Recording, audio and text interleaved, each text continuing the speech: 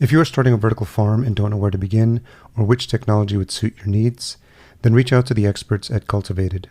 As indoor farm brokers, they help connect you to the right technology and ensure your project is successful. Best of all, their service is free because they work on behalf of their partners. Visit cultivated.com to learn more. And that's spelled cultivatd.com, or click the link in the show notes. So you think about how people have always received electricity. It's been from the grid, right? So there's a power plant a few hundred miles away, generates electricity, comes through the wires. That's what you use. I guess what I would start off with, right, is that if you're going to build a vertical farming facility, energy needs to be a core competency of what you do. Welcome to the Vertical Farming Podcast. Weekly conversations with fascinating CEOs, founders, and agtech visionaries. Join us every week as we dive deep into the world of vertical farming with your host, Harry Duran. Vertical Farming Podcast Season 7 regular listeners, welcome back. If you are a new listener, I'm so glad you've decided to take a chance on this show. And if you're looking for conversations where we interview fascinating CEOs and founders of the leading vertical farming companies from around the world, you're in the right place. I'm your host, Harry Duran. In case you missed last week's episode, it was our first foray out to Iceland, of all places, which is somewhere magical that I want to visit at some point. I've always had a dream to get out to Reykjavik, and we had a great conversation with Dr. Isaac Berzin. He's the founder and CTO at Vaxa Life, and it's a company that's developing sustainable algae-based feed and food ingredients. Dr. Isaac was named one of the 100 most influential people in politics, business, and science in 2008 by Time magazine for his work in sustainability and climate change. Great conversation about the biology of algae and its role in the food chain, his experience working with supplements at Qualitas Health, and the work they're doing at Vaxa to create alternative foods rich in vitamins, minerals, and proteins. It was really an eye-opening education for me on all the benefits of algae and how it relates to what they're doing in a vertical farming environment. Really fascinating. This week, the fun continues with Tim Hade. He's the co-founder and COO of Scale Microgrids, a company that builds and invests in the world's most cutting-edge microgrid solutions. In this episode, Tim and I talk about the importance of making our energy infrastructure cleaner, more affordable, and more resilient. He talks a little bit about the vulnerability of our power grids, the concept of decentralization, and some of the actions we have to take to address the biggest problem facing humanity, climate change, and also how this whole conversation relates to what's happening in the world of vertical farming. Again, I'm fascinated by these conversations because I'm learning more with each episode, and this topic of energy is front of mind for a lot of folks in this space recently, so I'm sure you'll definitely learn something as well. Okay, don't forget, if you're enjoying this episode or past episode, I'd love it if you leave a rating or review at ratethispodcast.com/VFP so I can read yours out next. So let's jump into this conversation with Tim. But before we do, a couple of words from the amazing folks that support this show. This episode is brought to you by Indoor AgCon 2023. I'm so happy to have been working with the team last year. Indoor AgCon 2022 was my very first indoor farming conference. So it was really eye-opening for me. So I'll always be grateful to the team there for rolling out the carpet for me. And really had a good time meeting a lot of past guests and excited to join them again this year. Entering its 10th year in a row, it's the largest trade show and conference for vertical farming in CEA, and it's returning to Caesars Forum Conference Center in Las Vegas on February 27th and 28th of 2023. Once again, they'll be co-located with the National Growers Association show as well, which is a really good fit for them. The conference keeps growing, and this year it's doubled in size. The expo floor now has more than 170 booths filled with new product resources and solutions to explore. You'll hear from experts, including CEOs, growers, investors, and others in the field during this full-scale educational conference. As always, you'll be able to connect with peers, grocers, and other potential new business partners at their great networking events. I haven't even gotten to the best part. The team at Indoor AgCon has given listeners of this show 20% off their full access conference pass. All you have to do is use promo code VFP, as in Vertical Farming Podcast, and sign up at indoor.ag. See you there. If you're a regular listener to the show, you'll know that this is the space where I get to talk about some of the fantastic sponsors and supporters of this show. If you are interested in being one of those sponsors, by all means, reach out to me directly, harry@verticalfarmingpodcast.com. We've got inventory available for season 7, and the reach of the show just continues to increase year over year. And we'd love to partner with you and get the word out about your company or service. So Tim Hade, co-founder and CEO of Scale Microgrids, thank you for joining me on the Vertical Farming Podcast. Thanks so much for having me, Harry. I appreciate you making the time. We are getting close to the end of the year. Does that mean usually for you that it's winding down time, or is it hibernation time, or personally, what's like end of the year usually mean for you? Yeah, no, the end of the year is chaos. So, typically between now and, December 15th, something like that is peak chaos. And then, got our fingers crossed that the last 2 weeks of December will be pretty chill, but it never seems to work out like that. So we'll figure it out. And where's home for you? So I am calling in from Santa Barbara, California. I'm actually a recent California transplant. We started our business in the Northeast and we're really concentrated on that for a few years. But last 2-3 years, we've been building our business in California. And now it's about 75% of the new projects we're building are in the state. I can talk more about why, but it's not a bad place to call home. So it's getting text messages from all my friends and family in the New England area right now who are freezing, and I am not, so I'm all right with it. Yeah, so I can definitely relate. I grew up in Yonkers, New York, just outside New York City, but I lived. New York City is really my home. That's where I moved out of there in 2014. And I was married at the time, and we actually moved to LA, but I was there for 4 years. And home now is Minneapolis, Minnesota. So definitely had a taste of both coasts. And I'm familiar with the cold weather from my time in New York, and I'm getting reacquainted with it here in Minnesota. Yeah, no, for sure. I mean, there are pluses and minuses. I definitely miss the seasons, but when I have a friend in Buffalo, New York, who's getting ready for like 6 feet of snow or something like that, and I don't miss it on days like that. So you went to school in Stanford? Oh, I went to grad school, yeah. So I actually did my undergrad at the Air Force Academy and was in my first kind of career was a military officer. Then went to grad school at Stanford and got into distributed energy, which kind of led me to the intersection of energy and farming, which is, I think, probably what we'll get into a lot today. Yeah. Well, thank you for your service. I appreciate that. And I'm always curious, like where folks' mindset are, when they make decisions like that. So where were you, if you can recall back to making that decision to join the Air Force? Yeah. So the decision for me to join the Air Force was pretty petty. I mean, I didn't have any money to go to college and it was free. And that seemed like a good deal at the time. So I kind of, got into it without putting a lot of thought about what being in the military would be like. I went to basic training in June of 2001. And so then like my 4th or 5th day of school is 9/11. And so, what it meant to be in the military changed very, very quickly in a very brief period of time. And, look, I think overall, right, like any experience, there was a lot of pluses, a lot of minuses. But I think, one thing the military really helped me develop was my ability to think about systems, right? And that's essentially what, doing the job I had in the military is about, is kind of like a lot of if-then statements, right? And sort of thinking about things from a bigger picture standpoint. And, subsequently, I guess the other part of it, right, which is relevant, is being in the military is also what got me very inspired to work on climate, right? So it's one of the things we don't talk about a lot, but for the last 25, 30 years, right, the Department of Defense has looked at climate change as the number one national security threat over, sort of time. And so I actually did some work on that while I was in the Pentagon. And it kind of blew my mind, right? So as I transitioned out of the military, that was a thing that I was really, really interested in working on. I started to, learn about the electric grid and sort of the energy systems that we have in place, and found that, the way I thought about things was pretty conducive to making change in this industry. And that's how we got started. And that was 11, 12 years ago. So it's been a wild ride since then. That's crazy. Yeah, I was actually living in New York City during 9/11, so I witnessed that. Like, I had a front row seat for that. It was pretty wild and pretty one of those moments in history where you're just like, when you're like 30, 40, 50 years out, telling kids, grandkids about it, you're just like, it's a weird moment. And I think what recently happened with COVID is another moment where the whole world was feeling it at the same time.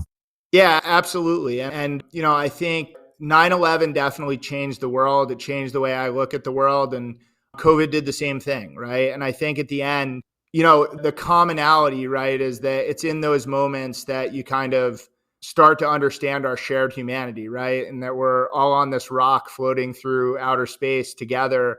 and we got to try to make it work for each other. And I think that's kind of been my takeaway from both of those huge events, and is really a driver of the work we try to do at Scale Microgrids. Just, kind of do what we can to make our energy system more sustainable, more resilient, more just, and to sort of do our part. And yeah, events like that kind of push that to the front of your mind. One of the things that I've always found fascinating about younger kids, or kids, I guess, for the most part, entering the military, is the amount of technology you get exposed to, and then the systems and the machines and everything that normal folks, probably wouldn't access until they'd graduated with a master's in engineering. But I think very quickly, you're given a lot of responsibilities. And I think I don't want to speak for you, but I'm sure from a maturity perspective, it ramps up that curve pretty quickly. Yeah, definitely. Right. I think, and look, I don't know if this is the best thing in the world or not, right? But when you think about, the Department of Defense and what the capabilities our military are, it kind of redefines the realm of the possible, right? And so, you think about, vertical farming or clean tech, like what I focus on, and you go talk to investors and they tell you that like technology ideas are crazy. And that might be true from like a dollars and cents finance standpoint in certain situations. But when you've seen the things I've seen, right, you realize that like, yeah, things happen really fast. And like, if we have a properly motivated society, there's really no limit to what we can accomplish. And look, I think when it comes to climate, right, one of the things that's really shaped my view on it is part of being in the military and coming from a military academy is learning a lot about World War II, right, which is kind of the culminating, military experience for the United States still to this day. And what they were able to do in a 3-4 year time frame was unbelievable, right? It exceeded everyone's expectations by an exponential factor. And so you start thinking about it, and if you can figure out a way to, generate that kind of momentum, that's the reason to have hope about, the climate future we're heading toward. But it really is going to take like that kind of effort, right? Everyone in these different industries coming together, focusing on the problem, setting their differences aside, and just making progress. And look, there are a lot of pessimists in our industry, right? And, as to whether or not that can happen or not, I don't know. I think it's, we're in better shape today than we were 10 years ago for sure. Are we moving fast enough? Definitely not. But, that's ultimately what we aspire to be part of, right? Is we want to be a little piece of this global effort to try to solve the biggest problem humanity's ever faced, which is climate. And a lot of the folks we work in the agriculture community are trying to solve the same problem from a different angle, which is why we like working with them. And so one of the things you mentioned is, because of that front row seat you had to the current condition of our energy grid, are there things that most folks would not, or would be surprised about if you explained in terms of like the capacity of it, or the ability for it to sustain like intense experiences? We saw a little bit of taste of that in Texas. I think it was last year when it was a winter and the grid went down. And I think a lot of people just assume, you plug your appliance into the outlet and then the power gets its way there somehow. But I think we don't really think about how stable it is. And I think you had a front row seat to seeing just how vulnerable we are when it comes to understanding the grid for this country. Yeah, absolutely. I think that's sort of the thing that was most surprising to me when I started to really understand about, grid architecture and, the macro grid, right? Really in the United States, we have 3 independent electric grids. There's what's called the Eastern Interconnect, which is kind of east of Colorado. There's the Western Interconnect, which is west of Colorado. And then Texas has its own grid called ERCOT. And, it's extremely fragile, right? When you think about this from a threat assessment standpoint, whether it's, physical impacts from things like climate change, extreme storms, extreme weather events, things like that, whether it's in the cyber realm, and there's a lot of cyber concerns when it comes to grid and the grid architecture and cyber safety, or when you think about it in terms of, physical attacks, right?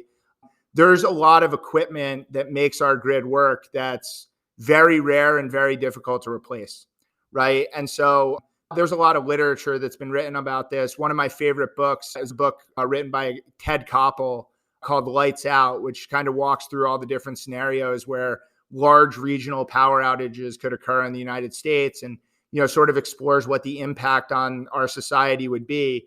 And it's pretty terrifying, right?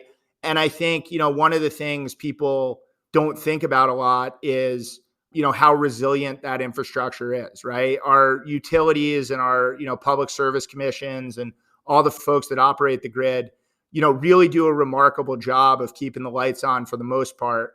But essentially what they're doing, right, is they're duct taping together a system that's kind of been hodgepodge together over 120 years. And a lot of the equipment that we use today to transmit and distribute electricity is 100 years old, right?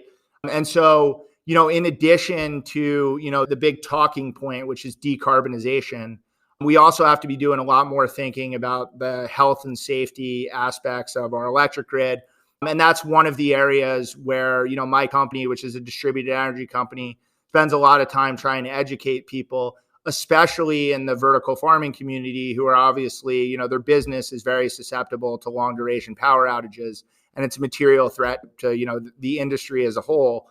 I think a lot of people take it for granted. And, we're hoping that we can kind of be proactive in helping to shore some of this stuff up before something really bad happens. And it doesn't take a big event like, the freeze in Texas, which killed over 60 people. And, it cost, I think, like dozens of billions of dollars in economic damage. But, what people don't realize about that event is they were literally 30 seconds away from blowing the grid up and potentially not having power for months.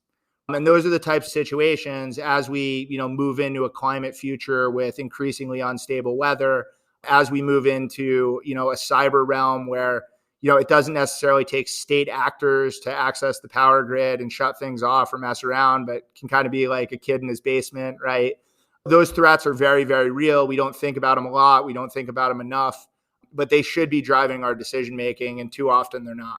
Yeah, a lot of those will give listener room to pause and be a little bit worried. But I think we want to get out of this conversation is hopefully some hope for what some opportunities are. And so I think, obviously having had that experience in the Air Force prior to Scale Microgrids, you spent some time with Energy Redux, which is now Centrica. Can you talk a little bit about your experience there and how, that eventually led what would be present day with Scale? Yeah, so kind of the theme of my career in the energy industry has been decentralization, right? So if you think broadly from like an energy transition standpoint, there's kind of, two facets to how we're going to solve climate change, right? The first is generally referred to as electrify everything, right? So if you think about global carbon emissions today, roughly a third come from transportation, roughly a third come from electric power production, and then roughly a third come from heavy industry and agriculture, right? That's kind of the allotment. And in order for us to get to where we need to be in order to mitigate climate change, we essentially have to convert all those fossil-driven processes to renewable electricity. So that's kind of the first step in solving climate change from an energy transition standpoint. Then the second stage is how do you electrify everything, right? And I think there's really three principles that we have to sort of abide by in order to do that. The first is obviously decarbonization, right? So we have to use a lot of renewable or low carbon energy in order to generate the electricity on our grid. The second, and this is the thing we don't talk about a lot, is decentralization, right? So if you think about the electric power industry, which has been a commercial product for roughly 120 years, it's always been a top-down model, right? And so you've always built really, really big power plants and then connected that to load via this series of transmission and distribution lines. And the reason that was done originally was because of the way we generated power and economies of scale. As the way we've generated power has changed and we're moving more towards solar and storage being the backbone of the grid, that's opened up the opportunity to build a distributed bottom-up network. And that's really where the resiliency piece comes into play, right? Is that if you just think about this at the highest level, you don't want single points of failure, right? So if you have one power plant that's responsible for, lighting 1 million homes, and something happens to that one power plant, you're in trouble. If you have 1 million power plants that are, energizing 1 million homes, that threat profile is much more secure. And so, decarbonization, decentralization, and then the third thing is digitization, right? And so essentially our entire electric grid was built, and a lot of it still runs on an analog system. What we can do from a digitization standpoint is pretty remarkable, and we're just kind of scratching the surface of that. And so that's basically the recipe for, solving climate change, right? Is electrify everything. And then within electrify everything, decarbonization, digitization, and decentralization. And that's kind of what we work on at Scale Microgrids, specifically that decentralization piece. And so talk a little bit about the idea, because at the time you were still Energy Redox when you came up with the idea for Scale. Yeah, that's right. So, Energy Redox is what's called a cogeneration company, right? And so it's cogeneration or combined heat and power. It's a good technology, primarily runs on fossil gas, right? And so when I started this, 11, 12 years ago, working at a company called Redox Engine and Equipment Company, we went through a few mergers. If you were going to build decentralized electric generation, solar and storage weren't really at the maturity point from a technology standpoint that they needed to be at in order to do it in an economically viable way. So what a cogeneration system is a very, very efficient way of using natural gas to provide both electricity and heat to a commercial and industrial facility. Typically, there's also some residential, but that's, it's mostly a C&I product. And that's what I started working on in the space. That sort of led me into solar and storage, right? And I started to learn a lot more about solar and storage because I was hearing from my customers, but I was also just personally interested in, it's great that we're reducing greenhouse gases by 20, 30, 35%, which is typically the environmental impact of a CHP system. But how do we get to 90% or 100%, right? And, it just so happened that around the time that I was starting to ask these questions, a lot of technology providers were starting to make big breakthroughs, specifically in lithium-ion batteries, that kind of changed the landscape for how you think about designing these systems. So, the first part of my work at Energy Redox was kind of trying to figure out how to integrate CHP systems with solar and storage. And I did a few of those projects. And then I think me and my co-founders kind of lost interest in CHP, right, is maybe a good way to put it. We still do some CHP systems, but we wanted the backbone to really be solar and storage. And that was really the precipice for starting Scale Microgrid Solutions, sort of going out on our own to try to build these systems in a more renewable way. And, it's been a crazy journey because, the technology curve with all this type of stuff is super duper duper steep. So how we build projects today and how we built projects 5 years ago are entirely different, but it's cool, right? And I think ultimately that's what we're doing for our C&I customers is we're essentially turning buildings into power plants, right? Lots of solar on the roof, solar in the parking lot, right? Solar wherever you can put it, a good energy storage system that allows you to manage and time shift that load, and then a dispatchable generation asset to make sure that if the grid goes down, the facility can continue to meet its operational requirements. And how we deliver that value proposition changes as technology matures, but that's kind of the common thread of what I've been doing for the last dozen years. Yeah, I imagine it's been a wild ride starting in 2016. So what were some of those challenges early on? Because obviously when you're first getting started, it was your first time as a CEO. So you had to build a team as well and then figure out what your product offering was going to be and who your initial clients were going to be as well. Yeah, for sure. I mean, so I guess to begin with, right, I got really, really lucky in that I started this company with really 4 people, all of whom are close friends of mine, who are amazing, right? And so Ryan Goodman, who's our CEO, is an amazing business mind, right? His dad, Howard, is our CTO and is one of the best power engineers of the last half century, right? Is a legend in our industry and is a brilliant engineer. A guy named Duncan Campbell, who is sort of like Howard, but in the digital world, right? And does sort of all our modeling and optimization. And then a guy named Pete Krasko, who's a military buddy of mine, who oversees all our construction, project management, stuff like that. And I don't think any of us could have done it without the other 4, right? So it really kind of took a village. But, we started with a really strong team, and then we were able to add on to that with a bunch of remarkable people. Currently, we have about 75 people at the company, and they're all amazing, right? We've gotten lucky on a number of fronts.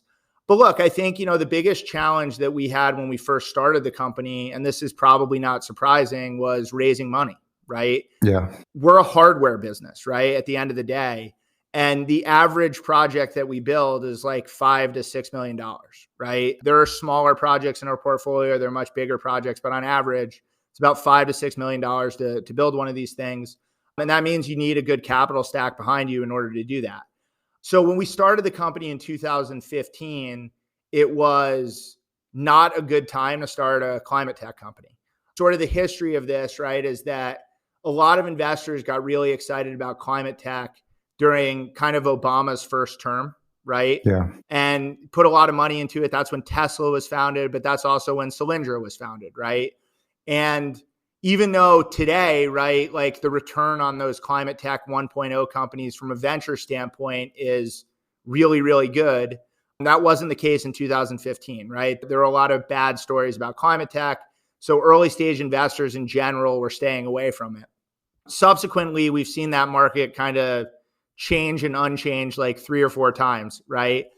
But it was really, really difficult to convince people to sort of get behind us and write checks that were big enough in order to let us do what we needed to do, right? And I think that's, when I talk to a lot of founders in the vertical farming space, right, it's kind of the same story, right? Which is like, you could find people to write you $1 million check, but you might as well set it on fire, right? Like you really need to be able to raise at, probably $100 million scale in order to pull some of these businesses off.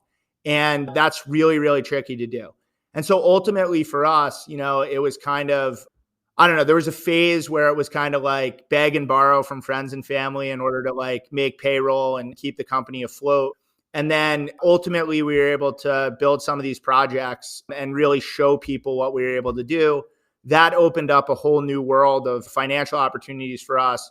And in 2019, we were able to close a $500 million round with Warburg Pincus, which is a private equity company, one of the sort of most illustrious private equity companies in existence today.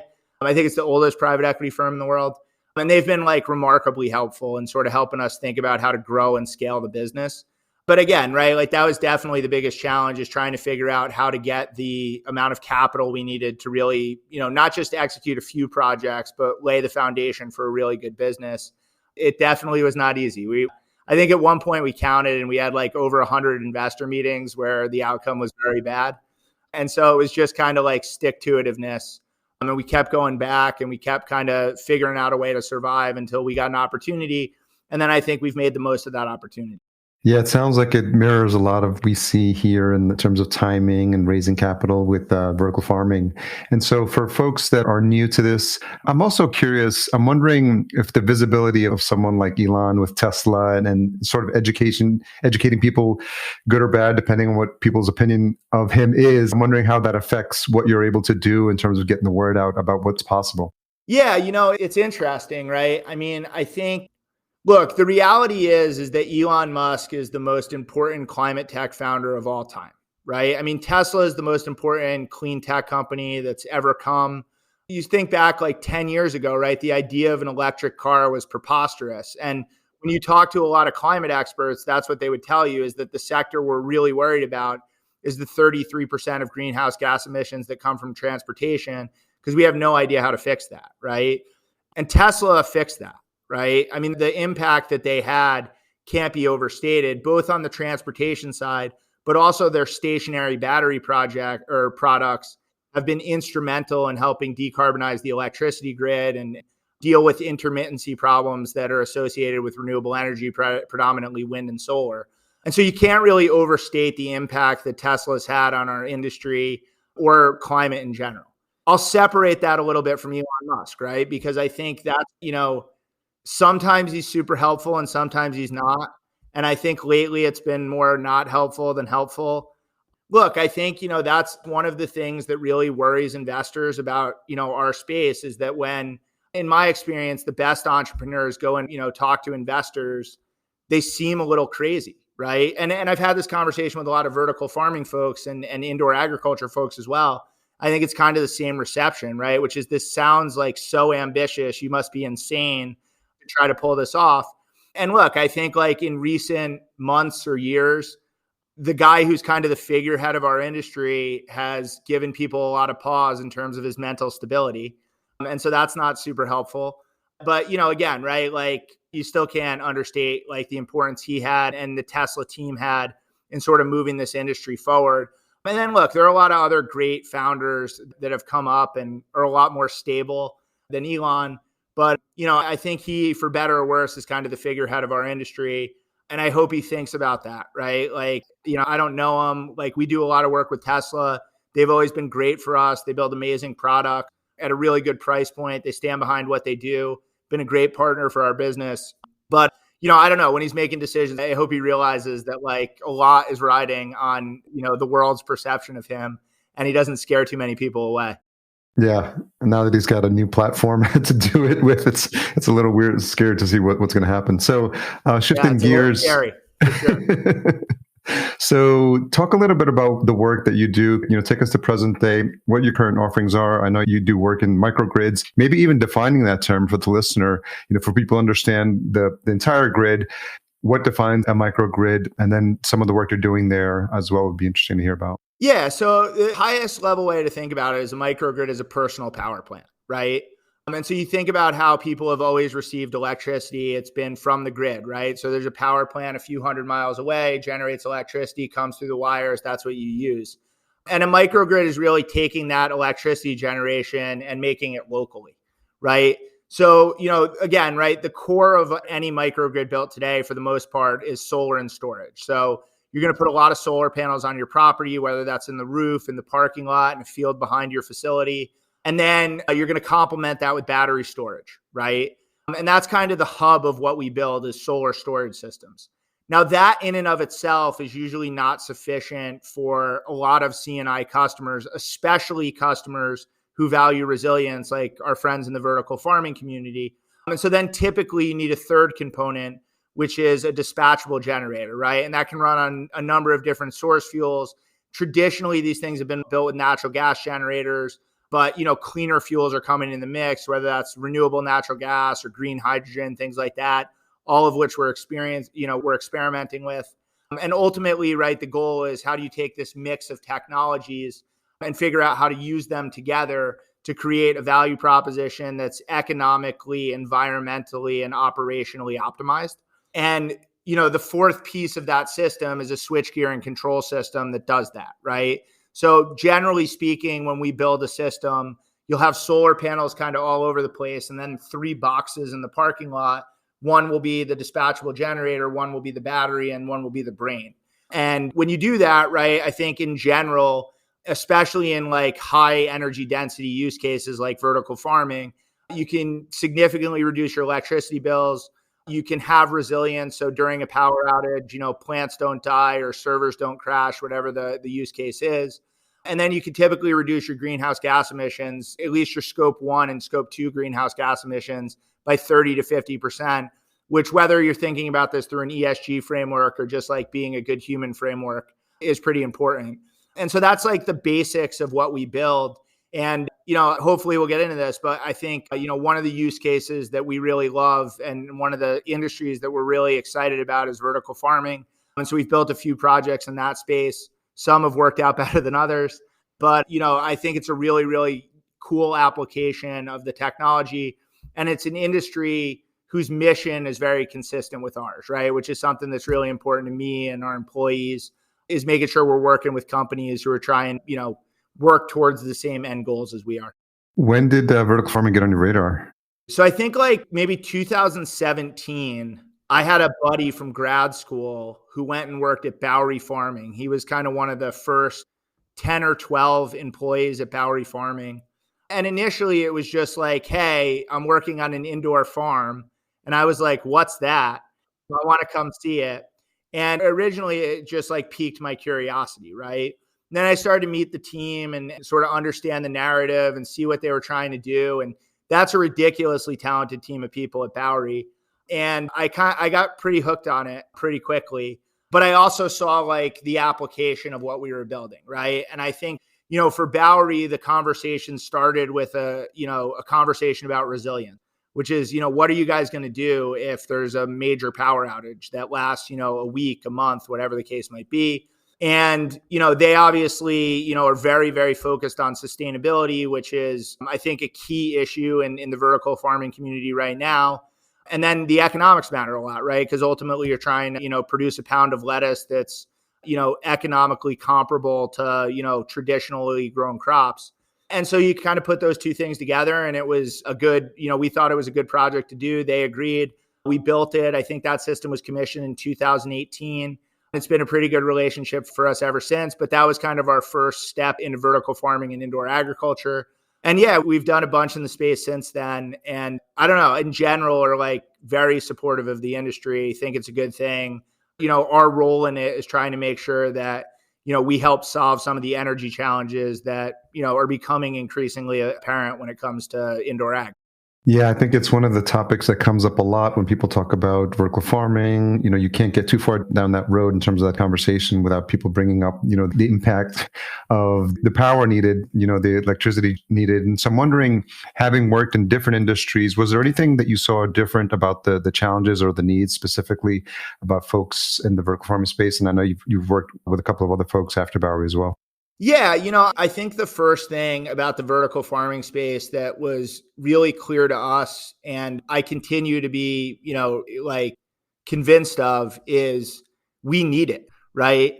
I mean, if you just look at the facts, right? 85% of the arable land on Earth is already used. The population's growing. Climate change is happening. Weather's becoming increasingly more predictable. We're not so far away from not being able to feed humanity, right? Yeah. And I don't know, right? Like back to my experience in the military, I went to a lot of places in the world where I saw what, malnutrition and starvation looks like. And it's fucked up, right? It's not fair. And I wish more people had that experience of at least, being in those communities and seeing the folks that this impact. But this is like a very, very, very real challenge.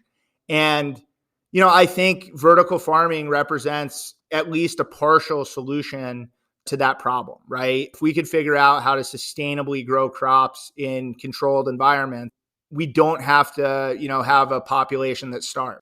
And so I think that was the number one thing for us, is like, regardless of how like hairy or complex this is, we're using what we're good at to enable an industry that really matters to sort of take the next step, right? But then look, from an electrical engineering standpoint, a vertical farm is basically a data center for plants, right?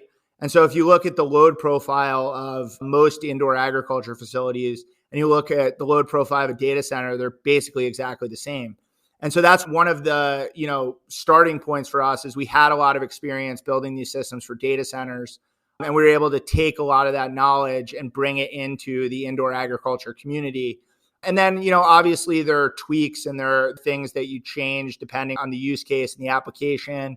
And, every vertical farm that we've worked on or looked at is a little bit different in terms of the type of technology they're using, the growth mechanism, whether it's, hydroponics or aero, and all that sort of stuff. The basic premise is you have, a flat, predictable load. And so from an electrical standpoint, that's like perfect, right? That's where you can go in and start manipulating like time of use pricing with batteries and making sure you're buying renewable electrons from the grid and then dispatching them at night when most of the electrons are fossil heavy and things like that. And so ultimately, I think that's the thing that got us hooked on it, was not only is this like a really good thing to do for humanity, but also the technology we build delivers a really compelling value proposition in terms of, the economic impact we have, resilience, sustainability, as compared to some of the other industries we work. We just think it's really, really compelling. And so that's what's kept us around, so to speak. You've also did some work with Fifth Season, which has made news recently for shutting down, which is, some of what's happening and what we're seeing, consolidation. And this is normal for any industry. I mean, I think any industry that is around long enough, you're going to see companies come and go. And so can you talk a little bit about the work you did with them as well? Yeah. So I guess first off, right, and this is one of the things I think a lot about in clean tech, right, is I have a ton of respect for everyone who puts themselves out there and tries. Right. And, the Fifth Season team, right, it was originally called Robotny when we first got involved in it. Those guys gave it everything they had, right? They really did. And they built a really, really cool facility. And sometimes this stuff doesn't work out, right? That's just kind of the game that we play. We knew that when we invested in them. And, not everything works out, right? So I think in turn, the first thing, and I think this is good for everyone who's thinking about a career in vertical farming or indoor agriculture or clean tech to know, is that the probability of failure is high, but like it's still worth it, right? It really is, because I think, all those folks, and I've talked a bunch of them, since they announced they were shutting down shop, I think they can all sleep easy at night knowing that, they tried to tackle a Herculean problem, gave it everything they had. And, look, sometimes things don't work out. With that said, that's one of the things that we really like about the way we build microgrids is we build them very modular, right?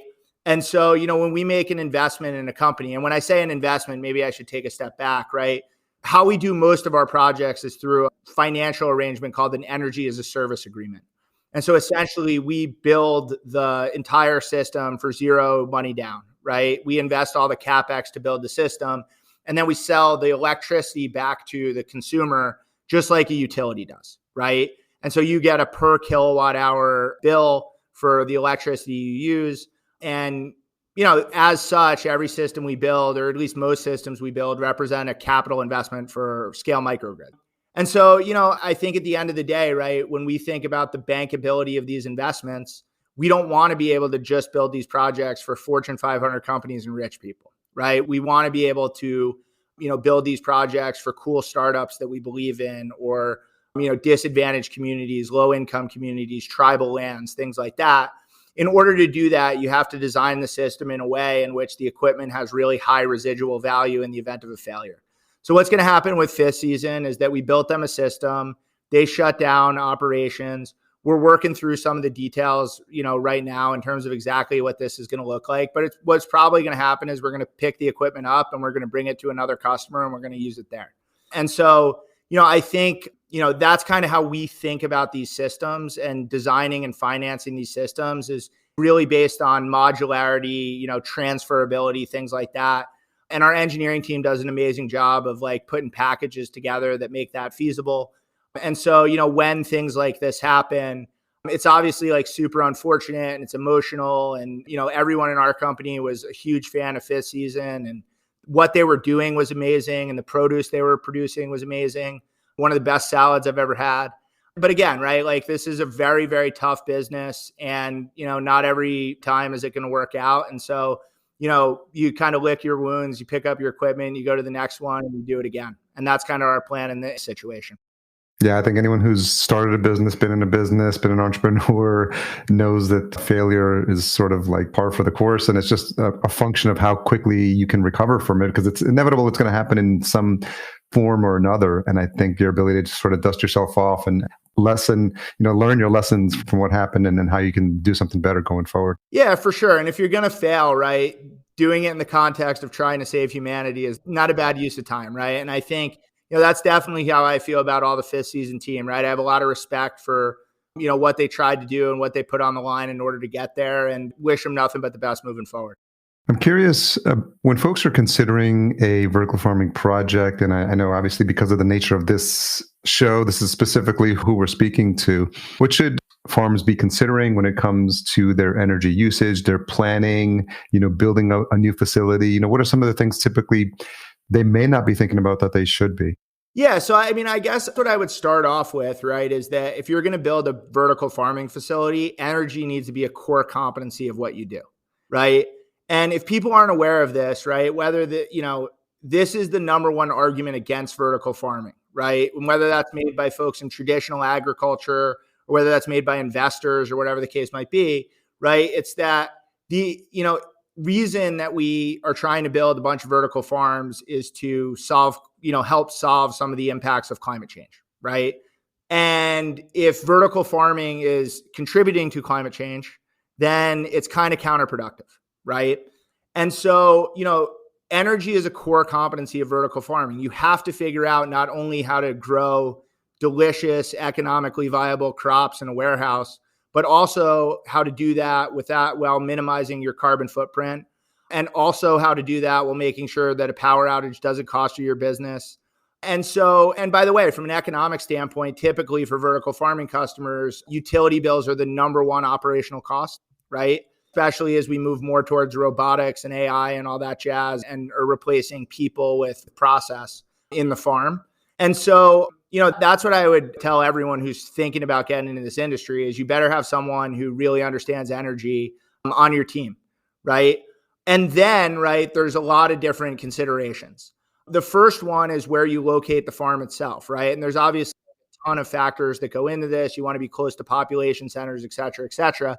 But you also want to locate your farm in an area where the grid mix is more sustainable than other places, right? So if you're building one of these things in Mississippi or Georgia, right, where this is predominantly coal power, the environmental footprint of your lettuce or kale or whatever you're making is not going to be good, right? If you're doing this in California, Oregon, or Washington State, right, upstate New York, it's going to be a lot better. So location to begin with matters a lot. That's true in terms of sustainability. It's also true in terms of economics, right? Because power costs in Mississippi are a lot cheaper than they are in California. So you have to sort of think about that in the context of where you're locating your facility to begin with. And then look, I think that personally, every single vertical farm should have, at a bare minimum, solar panels on the roof and a battery in the park, right? And I think generally speaking, right, and every facility is a little bit different. Just putting solar panels on your roof can produce, anywhere from like 20 to 30% of the power you consume in a year, which is a big step in the right direction, right? Yeah. Then if you pair that with a battery, you can typically, in most areas of the country, make your facility at least sort of 50% run on renewables, which is like sort of the next step, right? And then if you want to get to, 80, 90, 100%, that's when you got to call me, right? Or someone like me, because doing that really has to be customized at this point in time in history and requires a lot of like fancy technology that's not super commonplace. And so, I think that's, what the message I would send to people is there's a lot of different ways to make progress on this issue, right? There's a lot of different technologies to consider. There's a lot of different ways to do it, but you got to be thinking about it, right? That's the most important thing. And you got to sort of identify that as a core competency of the business. And I think, the folks that we work with that do that, I think have come together with really good plans and are able to sort of answer some of the critics when it comes to, the economic and environmental viability of vertical farming. But if you're not prepared for those questions, you don't have a good plan, I think you're probably going to run into some trouble, if not now, sometime in the near future. Yeah, it's really important. And it's such a good reminder to have that consideration as early as possible in your planning process. What are you seeing in terms of innovations or improvements? When we talk about solar, we talk about, their capacity to how they're changing, like the way they're designed, the cells, the batteries can hold longer storage time. So what has you most excited in terms of like where the industry is going and, improvements or developments or stuff that's in the works, that you're seeing the most? Yeah, batteries, right? I mean, climate tech and clean tech and renewable energy, whatever you want to call the industry, I mean, the pace of innovation is incredible. And so we're seeing like so much improvement across the value stack that it's crazy. This has obviously become a real thing. It's become, a government focus, both, domestically and internationally. Tons of money is pouring into the space. Tons of smart people are coming in. And so the pace of innovation is really staggering. And that's true on solar, and it's true on dispatchable generation. It's true on the digital side of things with controls and switchgear and things like that. But where it's most apparent is in batteries, right?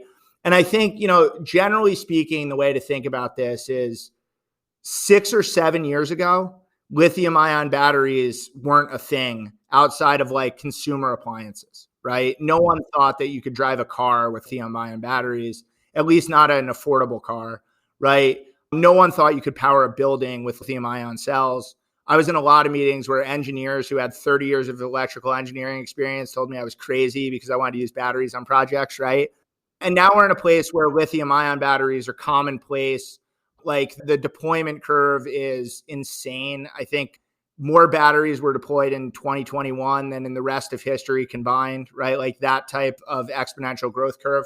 But lithium ion is just one chemistry, right? And we're really just scratching the surface of what's possible. And so there's some things about lithium ion batteries that are inherently really good, but they tend to be good for sort of short duration, right? Like 2 to 4 hours of storage. That's really where like they're economically viable and they make sense. And so the challenge we need to solve, right, is both daily and seasonal over time.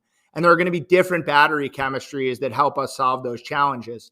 And so ultimately, right, there are some specific technologies that we're super excited about, iron air and nickel hydrogen being two chemistries that we're spending a lot of time on right now, trying to sort of figure out how they work and, what their degradation curves are going to be and things like that. These new chemistries are coming online. And so ultimately what that's going to mean is that, today we might need to use fossil gas or, some form of dispatchable generation to solve, 20 to 30% of the power needs for a facility. I think 5 years from now, that won't be the case, right? You'll just have like a lithium-ion battery and then another kind of battery and then maybe a third kind of battery.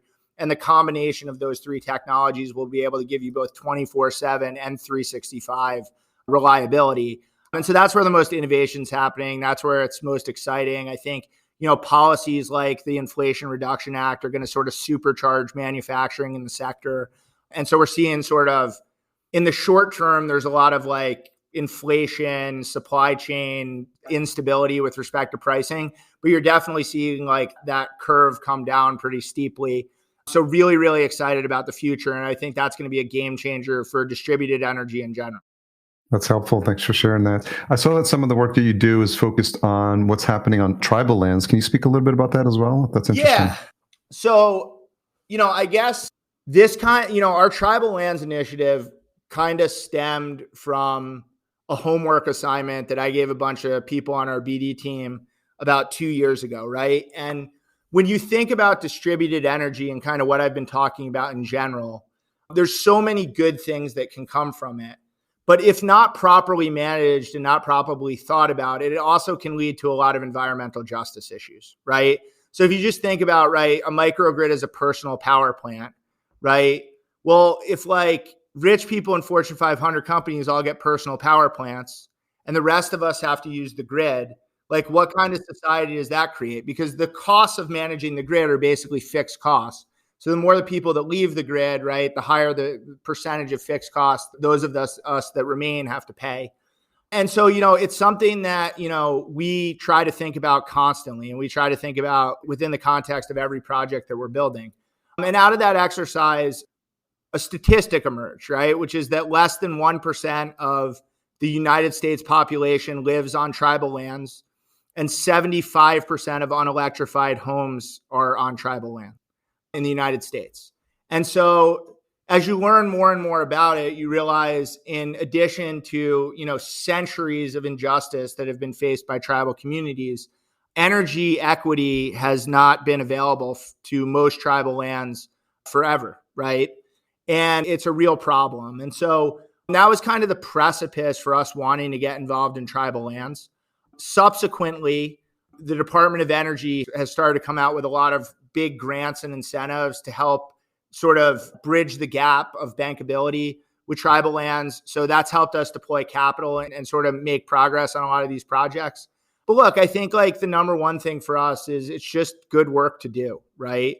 When you meet with these tribes and you hear stories about, what they and generations of folks behind them have had to deal with and put up with, you can't help, you just want to help, right?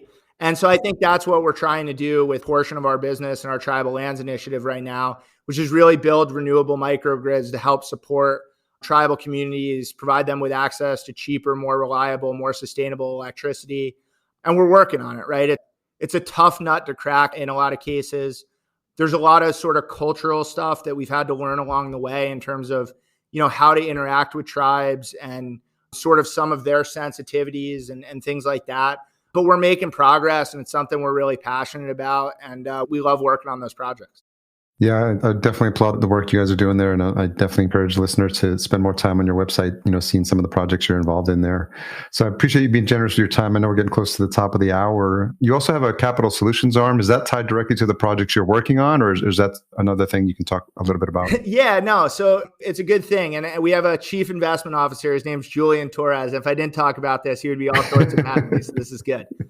No, so basically the genesis of our capital solutions business, which is essentially a private equity firm that sits inside our company that's focused on distributed energy capital deployment, was we got a shot, right? So like, as I talked about in the beginning, the hardest thing for us was raising money. And I think one of the reasons it was really hard for us to raise money is because the investment community didn't understand what we were trying to do, right? And so after we sort of hit that milestone and we had money, we started thinking about all the developers and entrepreneurs who were behind us who didn't have access to that capital because there weren't investors who understood what they were trying to do. And so, sort of the thought process was like, okay, why don't we take a piece of this fund we just raised that we're investing in our own projects and go out and try to work with other third-party developers and entrepreneurs to help them achieve their goals as well. And we brought in Julian, who came from RBC, to run that business, and he's done a fantastic job with it. And we're doing a lot of cool stuff. We have our hands in like pretty much anything you can call a distributed energy project we're looking at and investing in right now. And it's awesome, right? I mean, I think it's, especially when we're funding entrepreneurs who have been traditionally underserved, right, and don't have access to capital, watching those folks, see their dreams realized in terms of the projects they're building, right, and being able to actually see their vision through is, I don't know, it's a really, really good feeling. So it's, that's a big part of our business today. About half of the capital that we deploy is on projects that we develop internally, and half is on third-party development now. And, I could see a world in which that's 75% of the money we're spending, right? And so it's really exciting. I think we've learned a lot, right? And having sort of Warburg Pincus, which is like a real private equity firm behind us to teach us how to think about and do some of these things, has been unbelievably valuable. We definitely couldn't do it without them. But that was kind of the genesis of that, was just like, hey, this was really hard for us. How do we make it easier for the next generation? And, I think slowly but surely we're making progress on that front. But it's a really cool aspect of what we do and something I'm really proud of. Yeah, I imagine it gives you a front row seat to see some pretty interesting projects, technologies, forward-thinking entrepreneurs. Yes, I mean, it's honestly really inspiring, right? And I think one of the reasons I like it, right? When I sit in those meetings, I'm generally useless because I don't really understand how finance works. So I'm not the decision maker, right? But, I like going, right? Because I think that's one of the cool things. And this is maybe a positive note to end on, right? Is I think this is true in both indoor agriculture, vertical farming, and clean tech, right? Is the quality of people that are coming into these industries is insane. And anytime I get too much hubris, right? Or I want to rest on my laurels or anything like that, I go meet some of these folks who are the next generation of entrepreneurs coming up. And I very quickly go back to work, right? Because it's super inspiring in terms of how creative and innovative and committed these folks are to maximizing utilization of these technologies, inventing new technologies, inventing new ways to use technologies, all these types of things.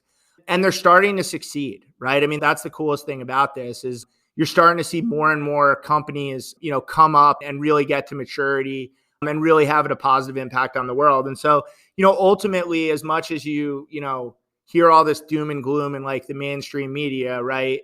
Just, I guess, the media in general about climate and the situation we're in, which, by the way, a lot of it's warranted. It's not a situation on paper. The reason for hope is the people that are working on this problem, right?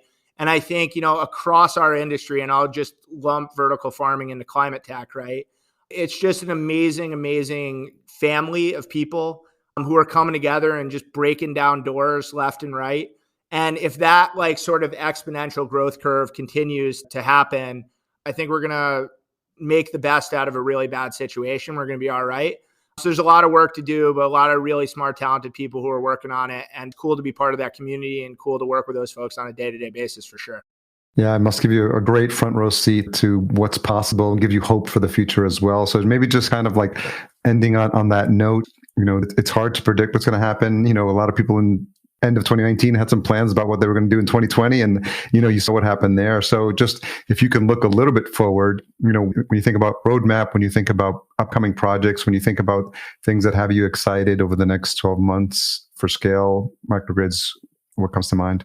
Yeah, one of my mentors in this industry is a guy named Jigger Shaw, who now runs the loan programs office at the Department of Energy. So I'm not allowed to talk to him as much as I used to, but he's super important now. But he spoke at a conference I was at last week. And, kind of the message he sent to people was, you got to stop thinking in M's and start thinking in B's, right? And generally speaking, what he was talking about was, a lot of us have gotten into this industry and we've built viable businesses and we can, write paychecks to our employees and there's some stability.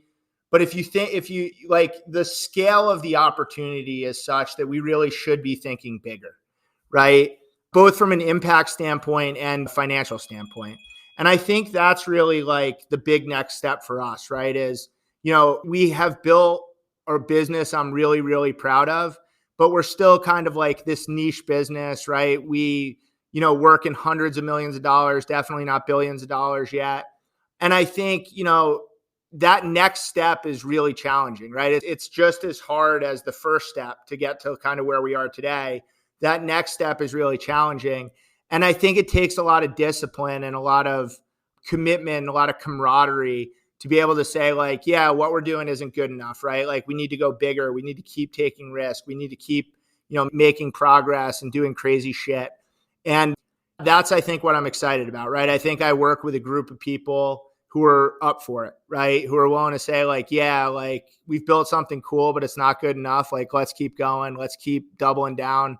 And I'm excited to be a part of that. So I think, that'll be 2023 for us, right? Is like, we're going to take a shot at bees, and it might work out and it might not, but like, we're going to go out swinging. And so, yeah, that's going to be next year for us. Hopefully I'll get to sleep for like 2 weeks at the end of December before that happens. Then we'll get going in January.